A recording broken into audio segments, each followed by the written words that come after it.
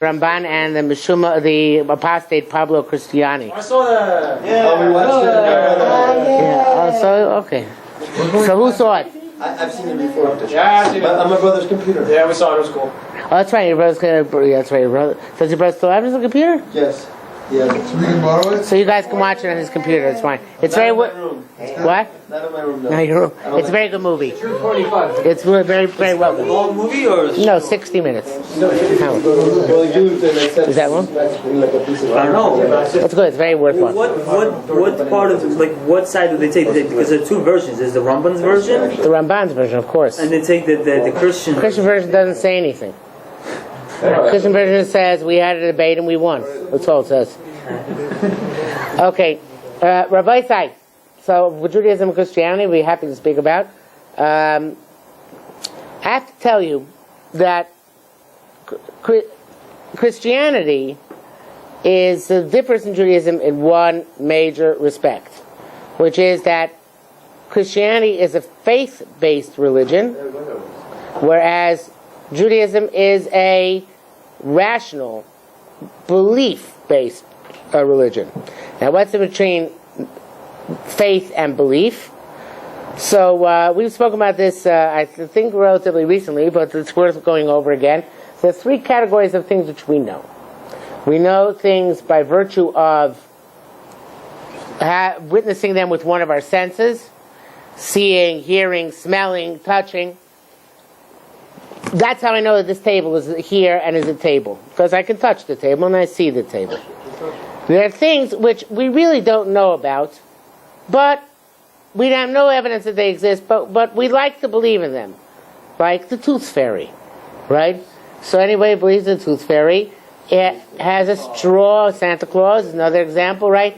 Has faith in something which has no specific rational evidence. Like the Easter Bunny. The Easter Bunny, the Great Pumpkin, lots of them. So in the vast area between... Their beliefs are they're minhagim.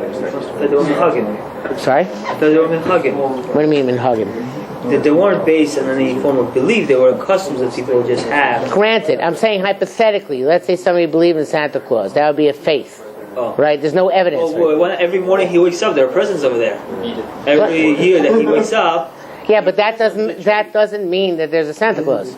But that means that somebody does bring the presents. And if your parents tell you it was Santa Claus, that you could... Right, so you have no evidence that Santa Claus actually brought you the present. That's just manipulation and a setup for disappointment. Right? Sorry? You have no evidence that Santa Claus brought you the present. Yes, but you do have evidence that somebody did bring you... That's true. And therefore it's logical to assume that it's Santa because the parents... Why is it logical to assume it's Santa Claus? Okay. Santa Claus is just like... Yes. Now, the vast majority of things which we know fall into the middle category, neither things which we have sense with our senses, nor things in which we have faith, but things we believe to be true. And by believe to be true, we mean we have evidence that they are true, even though we have not experienced them with our senses. For example, I think everybody in this room believes there was once a person named George Washington. We have no picture of George Washington. We do. So what? They could all be made up. $1 bill. Right. The $1 bill is good, but yeah. So that obviously the $1 bill is not proof that George Washington ever existed, right? What benefit would the guy have? Oh! So it's reasonable to believe that George Washington existed. Because why would somebody put his countenance on the dollar bill if he never existed? Might as well put on the Wizard of Oz. You're saying anything that's outside your five senses, there's no reason to believe in it? What? You're saying anything that's out of your five senses, there is no real based evidence that it exists? No, of course there's evidence. Oh, but you're saying not good enough evidence? No, it's good enough evidence. But they're not facts. No, they are facts. So then what are you saying they didn't exist? I'm saying that there's no... I have not come face to face with George Washington. Fine. Right? Yes. Yet I believe he exists based on the evidence. Yeah. So I haven't seen him, I haven't smelled him, I haven't touched him, I haven't tasted him, but I believe he exists because it's a rational conclusion. Right? That he existed. You could say that with the Jewish figures too, the Qur'an. That's correct. That's correct. Almost all history is based on evidence. It's not, and obviously, there is a remote chance that evidence is fabricated. It happens, you know. They acquitted O.J. Simpson. So they obviously... He was innocent. What are you If talking it about? fits, acquit. Love don't fit. You're full of wonderful... He had Jewish lawyers. Only one of them. They had a Schwarzer. Yeah. That's what happens when you have... So obviously, there is a chance that evidence is falsified. But usually, when there's a preponderance of evidence, what we call in American law beyond a reasonable doubt, we accept that as the standard of proof that something is true. And again, as I say, the overwhelming majority of history is based on that standard of evidence of beyond a reasonable doubt. Now, in Christianity, there's a primary tenet upon which everything stands and falls, which is, was Jesus resurrected or wasn't he resurrected? What difference does it make? Did he ever exist? Non-existent, no. I know. Yeah. No. That, by the way, our scholars hold he didn't exist, Based on what? based on the fact that we have all the records concerning him none of the records concerning his existence are contemporaneous. Yeah, the Gemara is no good. No, you want The to... Gemara was later. And it doesn't say anything about Jesus. It doesn't say it explicitly, except in the censorship, in the censored parts of the Sanhedrin. It could be a different Yeshua. But even that censorship, if you read, doesn't speak about Jesus. It's because the timeline is completely different. Okay, so we have no definite evidence of Jesus' existence. So therefore, some people deny it. But let's assume for a moment that it's reasonable to assume that Jesus exists, because why would the early Gospels have made somebody up out of thin air and then believed in that person?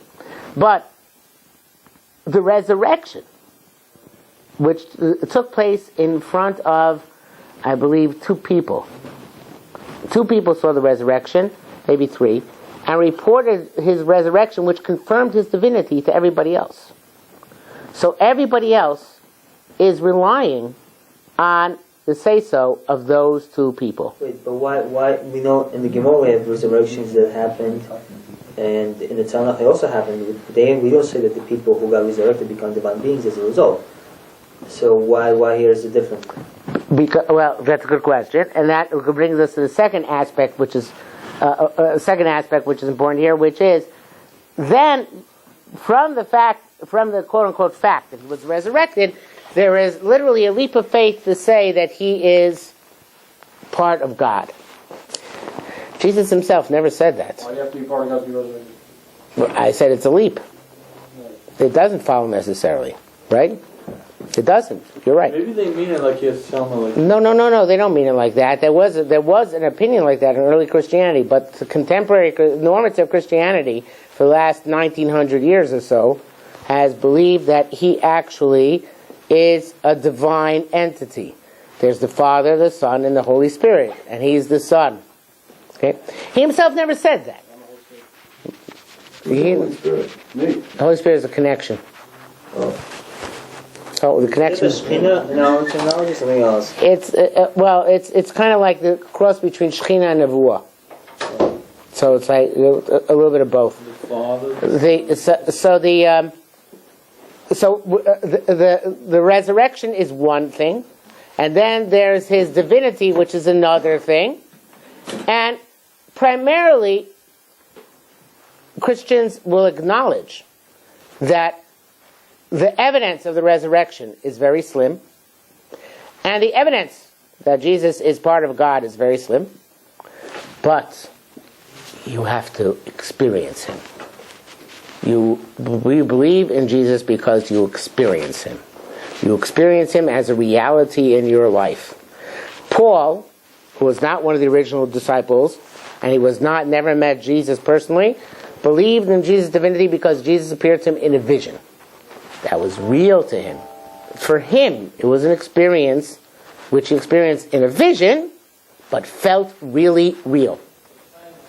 Another way of putting it is that Christians believe that so many people who have experienced Jesus in their lives and come to feel a sense of salvation, a sense of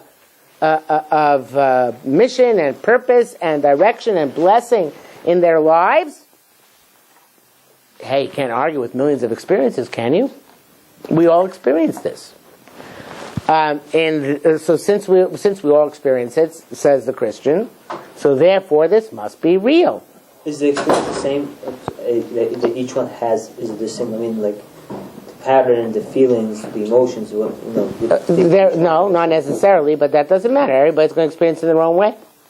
When we're saying experience, what we're saying is like they get into this trance mood, and they feel, they see something. Either they have a vision of him, or what's more likely is that they will appeal to him in prayer, and their prayers will be answered, and they'll feel as a result close to him. So they basically get somehow emotionally attached to an image. Absolutely.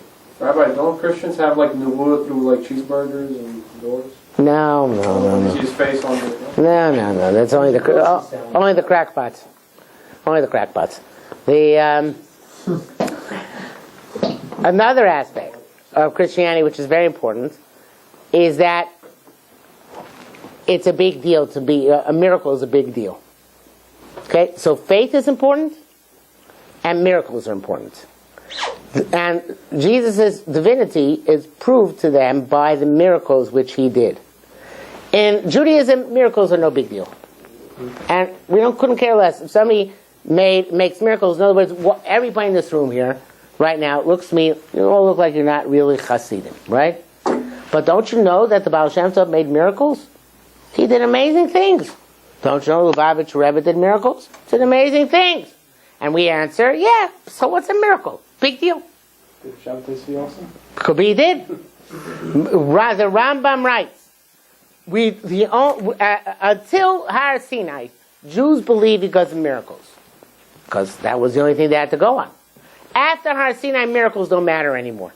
And that's why the Chumash can actually say that a false prophet will come and he'll make miracles and he's still a false prophet. Because miracles don't make a difference to us. They don't prove that I have to be a chassid, and they certainly don't prove that I have to follow a new religion, and they're not even sufficient proof of our religion. There's a very, very interesting perspective that a nace is not something which is necessarily limited to a holy person. And many other types of people can make miracles happen. There are certain principles which underlie making a miracle. You and I probably not going to be able to make miracles, but the fact that somebody can doesn't mean anything. Yeah.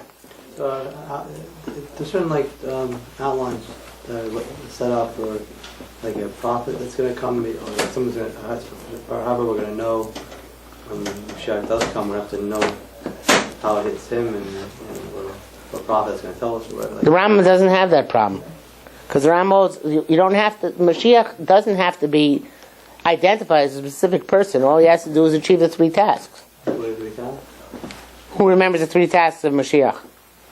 To rebuild the temple, free the exiles, Increase Torah. and build the Beis Hamikdash. No, I mean, World peace. Build and twice. world peace. No, that's number 2. Unite the Jewish people. United to Israel. You bring them to Israel. Bring the Jews fight the wars of God against their enemies, against our enemies, and be victorious. Does that mean by himself? Just one dude? No, he should muster the forces in battle. But atomic bombs is not. What? He won't stop that, will he? I guess he can. But it's bigger than him. But maybe he won't stop atomic bomb, but then he'll bomb them back. And he'll win that way. What about us? We'll be dead. So what? We'll come back. We'll come back. Does a battle bother you? Of course, I want to live. Why? What's wrong with death? Why not? Coming back. No, a little bit of death never hurt anybody. Bye. Yeah. It's okay. See, God created us with this irrational, that while we're alive we have this very irrational desire to stay alive. It really is irrational. Why? What? Why is that rational? Because after death, this stuff is going to be so much clearer. Oh, there's Gehenna. So more wonderful. No, then we don't get rid of that anymore. What? There's Gehenna. What do you mean get Gehenna? So don't you want to get over as soon as possible? The more you stick around, the more likely you are to get more Gehenna. No! That's a really good point. paying that. Yeah. But the more chance you have to not go to Gehenna. No, not for most of us. Most of us are. Yeah, theoretically, right. Yeah. Wow, but no mitzvah. Most of us are sitting around accumulating Gehenna points. No, Yeah. Those Chai Mitzvah, okay, so for the Gra, that made a big difference, right? For the Gra, that made a big difference. Yeah, for you and me. For you and me. But there's a difference between some people who don't really care, people who try. At least you try, so Hashem maybe will have some rahman, you have some gain. There's burning and there's burning. I agree, but a person, a person should theoretically, Chas v'sholem, of course, because obviously Hashem doesn't want us to think this way, but a person should theoretically say, boy, the sooner I can get there, the better. The Gemara says it, no? Because stuff is going to be very good over there. The Hill of Rules, they say that it was better for a person not to be created. Yeah, but that's beforehand. That doesn't have to do with once he's alive. Oh, once he's alive, he should do mitzvahs and Torah. Right. But I'm saying... If he's not doing that, he might as well just... That's why the Torah had to forbid suicide, because otherwise, hey, suicide is great. Yeah. That's if you can get to heaven the easy way, why should you suffer all these years in this world? So therefore, obviously, Hashem creates with this very weird drive to stay alive. But how did I get on this topic? Ariel said something about atomic bombs and Mashiach. Oh yeah, it's Ariel's fault as usual. Yes. What didn't you do? I like that innocent face. Every time I come here, I get in trouble. Did you, when you were in school, did you get in trouble all the time? I actually had 5 no classes, except I had you for conduct. A what? A U. A U for conduct. Ah. Okay. Anyway, so Rabbi Isai, Christianity, believing in miracles, that in Catholicism it's taken to an extreme. The Catholics, they have all the saints. Every saint becomes a saint because that the saint he or she can be demonstrated and verified to have been the cause of a miracle. Wait, so Baal Shem Tov could be a saint? If he was a Catholic, yeah. But do you have to be a Catholic to be a saint? To be a Catholic saint, you have to be a Catholic. Yeah. Wasn't some like Gandhi a saint or somebody? No. Or Mother Teresa? Not for the Catholics. Or Mother Teresa? Mother Teresa, first of all, she's not a saint yet, but she was Catholic. Wasn't there a sure that became a saint? Paul. There's a legend about Saint Peter, not Paul. What? It's a medrash, but it's one of these outlandish midrashim. Oh yeah? Yeah. Not everything which is a medrash is really a medrash. Yeah. You know, a lot of these midrashim, including this one, were found in the Geniza in Cairo. There might be a reason they were put in the Geniza. Seamus. Where he puts the books which are, Sfarim, which when they're no longer usable. Or when they buried them. Yeah. Let me ask, Right. this is my They question. had like a major, massive, like... Cairo had this huge Geniza which was operative from the Rambam's lifetime till the 1800s. They still have those books they can... They were the Cambridge University Professor Solomon Schechter was at that time at Cambridge University, came to Egypt and stole most of the stuff from the Geniza. So what happens to them now? It's in Cambridge, yeah. So it's good, so we'll go take a look at them, right? Yeah, you could. People have published a lot of that stuff, sure. Yeah. Let me ask, what is wrong if Christianity is allowed to make their miracle stories and Muslims allowed to make their... Wait, who said it allowed to? Wait a second. Who said? Just a minute. Okay, fine, but... You're making a big assumption here. Okay, so let me finish my point. To make people from, if it makes them excited that rabbis could fly around and it's making people... Rabbis? What difference does it make? Let us tell our stories to make people from. Let us sell our religion just like Christianity. Just like Islam. Isn't there value to truth? What? Isn't there value to truth? You can't change the truth to make people from. No! Ends justify the means. No! No! Shlomo, don't go into Kiruv. Wait, how is Bir Chalent and What? how is Bir Chalent and... Bir Chalent and Karlebach is different. is not going and portraying the religion as something it's not. Yes, it is. Bir Chalent and Karlebach is part of Judaism, right? It's just not the rational part of But Judaism. no, every rabbi that speaks in Kiruv, he says, we don't have no divorces, we have normal kids, we have 10 kids in the family. Not me. That's why you come here, to hear the truth, right? Yeah, but the truth hurts. Yes. Okay, but And then tell you these, Baba Sali stories also. yeah. Who's Karlbach? What is he, bro? Karabach was a famous Jewish musician, or a famous Jewish musician, wrote many of the songs which are sung today by Orthodox Jews. Well, so chillin' with white beer though. I like wine better. For you, they'll bring wine. It's okay. Main thing is the alcohol. Yes. Yeah. That's the thing that just makes you high. That's fine. Yeah, of course, a lot of people, because so many people nowadays are not intellectual, and so many people have this touchy-feely spiritualism, so therefore you bring them close by touchy-feely stuff. But you can't lie, right? You can't say that I mean, you can, but it's not ethical, and it's certainly not the way Hashem wants kiruv to be done. No. Right? No. Wait, which way would you say Hashem wants the cure to be done? Because it seems like there's quite a bit of spread on this one. Based on purely on truth, isn't that enough? Really? I've heard this way before. Truth? You heard about truth before? No, because the rabbi in the car of me, like he wasn't into like showing. He said he was against showing movies, against mixed things, like he was against like everything except for just Torah. So. That's very good. Really? What do you want him to do exactly? I don't know, because I have a friend who's I mean, we can give orgies and be makar people through orgies too, right? My friend who does on campus, he said like it's very hard to have a trip without having mixing it. He said you have to have it at least a mixed trip sometimes. It's like they say, so otherwise they won't go on trip at all. But that's not presenting Judaism in the wrong light.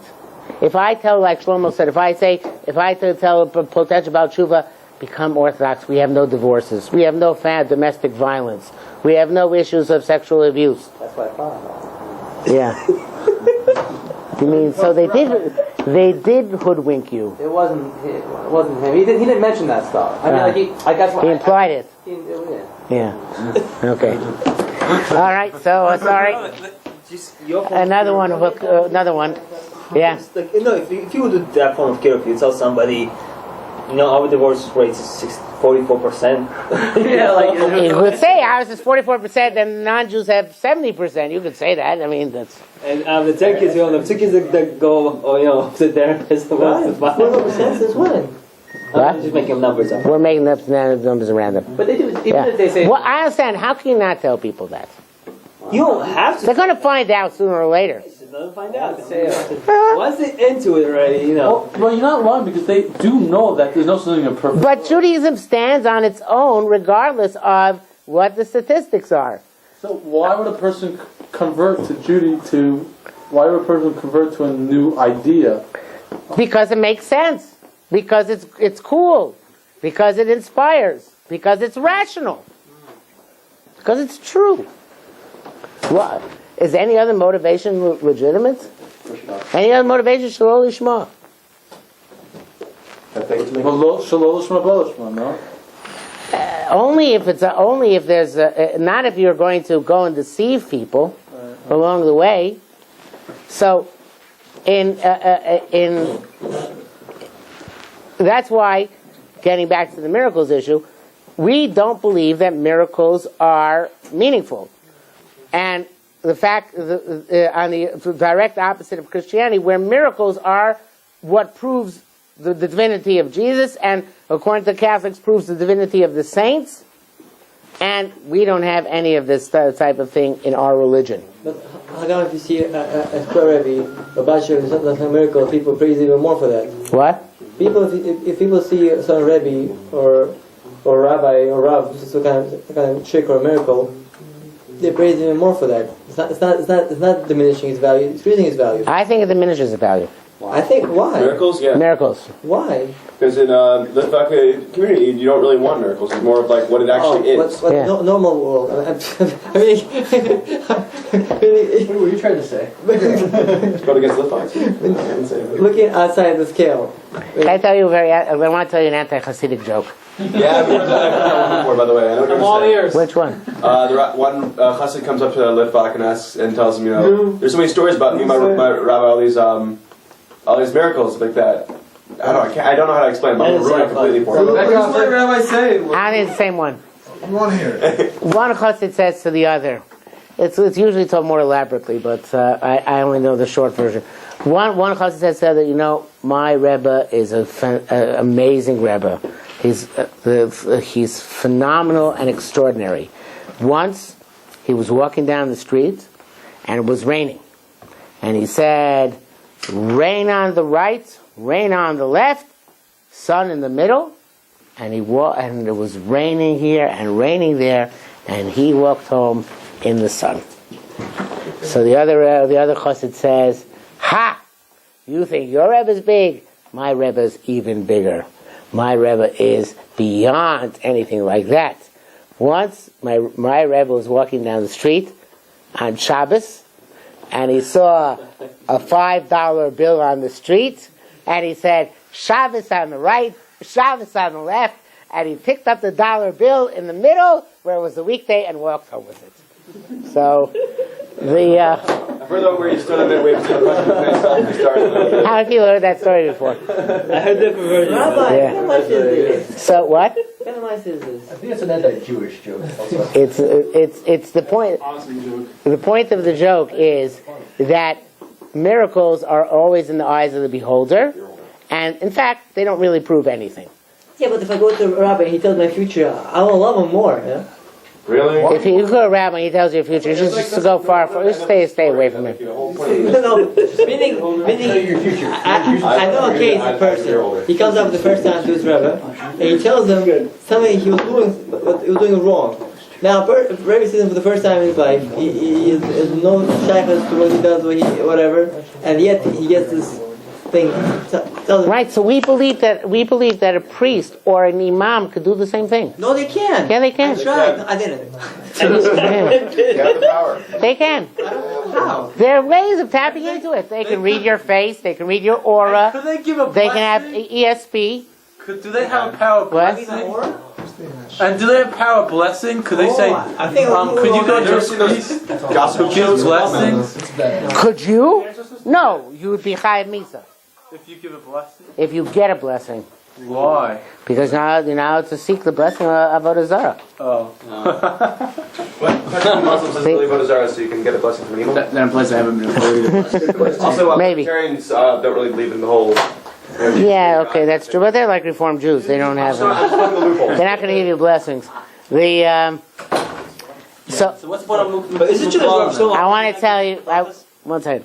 I was once sitting with Reb Simcha Zisselbroide Zatzal, who was Rosh Yeshiva in Yerushalayim, very big Talmud Chacham, and we were in charge of a child shulus in his house, and he said to me, in our generation, the people that are respected the most by the greater community are the ones concerning which you can tell miracles. He said, like the Stipler and Rav Shach. Why do people have respect for the Stipler and Rav Shach? I never heard of Rav Shach's miracles. Oh, sure, there are lots of miracles with Rav Shach. He's a Litva. Yeah, but the people, don't you know that if you worked on Rav Shach's sukkah, you'd find a shidduch that year? No, I missed it. Oh, bummer, huh? The school was a miracle, same thing. Oh, really? Yes. Okay. So he's dead. You can't go work on his sukkah. Yes. Yes. So he said. It's not that we think he's Mashiach. Well, we could pretend he's alive and then work. Yeah, go work in a sukkah. Okay. When you see him come inside, I think that'll prove. So he said, in our generation, said when we were young, the person we respected the most, more than anybody else, was the Alter from Slobodka. He was a Talmud of the Alter from Slobodka, the founder of Slobodka Yeshiva of Nosson Tzvi Finkel, and he said, you could not tell a single miracle that the Alter from Slobodka ever performed or brought into effect. But he was the most extraordinarily wise and the word he uses, pikach. The wise and profound. I'm just translating it approximately. Wise and profound thinker that one would ever meet, and he was able to counsel people according to what exactly their character was and what they needed to make themselves better people. So, in Judaism, it's really those people are supposed to be respected. We've lost that because we've all become superficial morons. Also, but in the sorry, I was going to say we were just mentioning this before you came in, how there's no respect for the rabbis, things like that. That's also because the rabbis kind of took advantage of the whole power hungry situation. I mean, rabbis. What power does a rabbi have? Tell me, I want to get some. No, I'm not saying you, Rabbi. I'm talking about the big one. Well, tell me how to get it. It's called fake it to make it. We discussed this before. You gotta have I'm gonna sit down, not focus on anything, just sit down and learn. Maybe someone will notice me, and then all of a sudden I'll say something that somehow fits someone's idea, and they'll think I'm big, and then they'll give you more respect. And then when you get really big, you say something, and then everyone else kind of has to follow it. Kind of that's what there's 50 different hasherium on one bottle of milk. This doesn't sound like a path which is easy to follow. I know, but you gotta work hard to get it. Okay, so it's not. Obviously, you don't want it as much. If you really want it as hard, you would have worked better. I do. Then maybe go to the internet, and this is how it goes. I tried that. Been there, done that. So it hasn't worked. Well, it hasn't worked. Post comments and have your little name and be like, for any lecture, things. Here it is. They'll hire you for lectures. In any event, listen. Anyone could get their comment. You go to a talk. Okay, 177. Let's get back on topic here. Right. In Judaism, the reason why a person is respected should have nothing to do with the miracles that person can do. Miracles don't demonstrate anything, they don't prove anything. And there's a famous line from the Alter Rebbe, the first Rebbe of Lubavitch, where he said, when we were learning by the Mezritcher Maggid, his Rebbe, so then there were buckets of miracles under the table. Under the benches, buckets and buckets of miracles. But he said, who had time to pick them up? In other words, yeah, sure. If you're in the Mezritcher Maggid's base Medrash, you can do lots of miracles and get lots of miracles. But there's no purpose in and of itself, or is evidence in and of itself in a miracle. Therefore, if a miracle is a tool which you need to have for some reason, fine. If it's not a tool, so don't bother. Just ignore it. Why bother with it? Miracles don't prove anything in Judaism. In Christianity, they prove everything. That's the most basic difference. And again, a miracle is also a faith. Belief in a miracle is a faith. It's not a belief. Because we don't know why one person can make a miracle and other people can't. We don't know what mechanism there is for engaging the supernatural. And we know the Torah says there are ways of doing it with black magic. So therefore, we don't accept magic, miracles, as proof of anything. Harry Potter's blasphemy or no? It's blasphemy, but it's pleasant blasphemy. I like Harry Potter. I'm a Harry Potter fan. But they were the Torah, Rabbi. So what? What do you mean, so what? Do you think anybody's actually read Harry Potter and been persuaded to go become a witch? No, but You're telling me you've never tried? no, but I like those six. Jeez, where's your imagination? Yeah. Okay, so what happened at Har Sinai? It's a miracle. It wasn't a miracle. It was not a miracle. Not a miracle. What was it? It was an experience. It was experience. The Kriyat Yam Suf, also an experience. Kriyat Yam Suf was a miracle, but we don't believe in God because of Kriyat Yam Suf. Okay. They did, but we don't. Okay, so when you say miracle, you're using it in the context of somebody pulling a rabbit out of a hat. Right. A change of nature, a change of the course of What nature. about God speaking to you? God speaking is not a miracle. It's not? No. What is it then? Lucy. It's nature. You heard it. It's in your own mind. Yeah. I was listening to this. I was watching this documentary on religion, and they came up to this. Just the point they were making. They came up to this Jew for Jesus guy, and they asked him, "So what made you become, Christian? What was it?" He said, "Well, I didn't know if God existed, and one day I said, Jesus, if you're real, let it rain, and it rained." Right. That was enough for him to become. Yes. So that's. Right. That's typical. Right. But how That's very example. Was that coincidence? What? Is that coincidence? What do you mean? They could have sent the rain from heaven in order to test the guy. Test me too, Rabbi. What do you mean? You want to be tested? Yes. Not that Well, sense. test me and the whole idea that like, rich people have this whole kind of test. I'll take that test. Yeah. Yeah, it's like a test on money. Like how much can you really handle being rich? I'm like, I'll take that test, no problem. I'll definitely put that upon myself. You don't really want it. Yeah, of course. If you really want it, you would ask for it and get it. I did. I asked for it. I'm getting You it. don't really want. Oh, okay. Rabbi, I want it. Let us know when you have enough money for give me to support the yeshiva. Sure, I'll give you a for school. No, Rabbi, you know what I'm thinking? I made a contract with you. Right? Like, this one line, I'll use the tzedakah if I can become this millionaire. And this way, I have to do it. Call coupon the ear if you want to make a deal. Yeah. If you want a miracle for money, God doesn't coupon the ear. need your tzedakah. No, but I'll give. He'll give me the money. That's so what? No, it's Why are you giving it to anybody else? Yes. They should give it to somebody else. Because A week later. money is a very bad thing.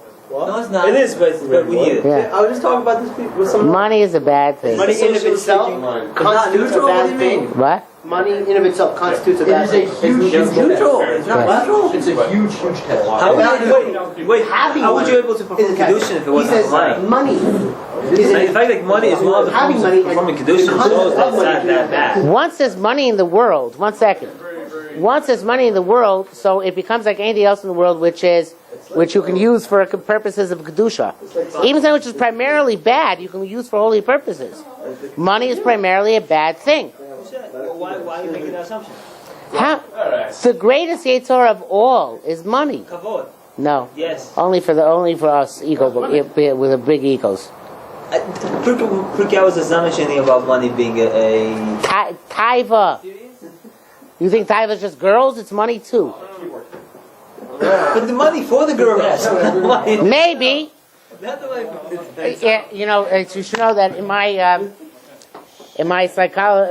one of my psychology textbooks from college, so they discuss, why money is such a powerful incentive. If you can't eat money, you can't drink money, you can't do anything with money itself, especially not paper money.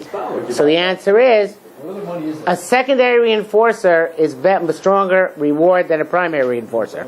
Primary reinforcer is food, drink, pleasure, but those are specific ones. A secondary reinforcer, like money, can buy all those pleasures. Exactly. So that's why money is a very powerful, money is a very powerful tool in order to give people an incentive to do things. So of course there are good uses for money, but on the whole, money is literally the root of all evil. I know. I'll take the root of all evil. Agree with Give me your evil. Yeah. Come on, guys. Definitely. I know this, by the way, is not politically correct. You're taking the politically correct position. Politically correct position. Got Kiruv 101 is money's not bad. Depends what you do with the money, right? In Judaism, we believe there's no such thing as bad, right? It all depends what you do with it, right? So what's up with that? You could turn it into. But it's not true. It is true. I mean, It's not you could turn true. it into something else. Instead of saying it's bad, Everything you that can say gets it's appropriate made- or inappropriate, depending on you. Money is very dangerous. Can we agree? Yes. It's not. If you don't like bad, say very dangerous. Not at nowhere near as dangerous. Really? Yes. Oh, there are people who abuse Torah. Right. That's true. But nowhere near as many people as abuse money. No, okay, but I'm saying, but if you take the evilness of one versus the other, you're right. Maybe in number of people there are more, but in the scale of being an evil person, I think Torah could possibly override them. You think so? Yeah. That's an interesting thing. I don't know. I hear what you're saying. I'm not sure it's true, but it's an interesting perspective. All right, so let's stop here for today. We'll continue after Hanukkah with this. Let's just summarize. Judaism, based on reason. We haven't explained the reason yet fully. Christianity, based on faith. Judaism, miracles are a dime a dozen. We couldn't care less about them. Christianity, miracles are what proves everything. Right? Yeah. I should take that a step further. In Judaism, we only believe because God spoke to human beings, meaning to us, not to Moshe. Had God only spoken to Moshe, the whole religion would be meaningless. It would be saying like Christianity. But it's because God spoke to all of the people who are present at Har Sinai. Only because of that is Judaism rational. In Christianity, God might have spoken to Jesus, but not to anybody else. And everybody else only believes because they're relying on him. Same thing with Islam, by the way. Well, Yeshua never claimed he spoke to Jesus, did he? I mean, sorry? No, he claimed he spoke to God, He did? but he never claimed to be a God. That came later on. That's because of Paul. But yeah, Paul. Yeah. But the majority of speaking was done through Moshe, so how do you explain that? The majority. Yeah, right. That's all you needed. But come on, Rabbi. But at the end of the day, it's still an experience. Two against 1611. What? That's 2 commandments against Who 611. cares? Who cares? So what? How many of those 10 commandments that the boys believe they hear from God himself? Moshe, Zero. it was not so easy to be Moshe Rabbeinu. Most people do not want to be Moshe Rabbeinu. No, I'm not saying that. But how's Okay, so they had it once. How's our experience different from their emotional experience? We also had an emotional experience. Yes, but we can't trust our emotional experiences. What? Our individual experiences we can never trust. So what allows us to trust into a relation? Only the historical tradition which validates it. In other words, that there's no that this tradition They has believe that there was 2 people who witnessed Jesus resurrect, and that's good enough for them. Why do you need more? Again, one person. Again, if you have such a strong trust in that one person, 2 people can share an experience which they made up. okay. 3 million people, it doesn't make sense. Yeah, your version. That's only because you looking at it that way. No, it's late, so I'll talk about it next time.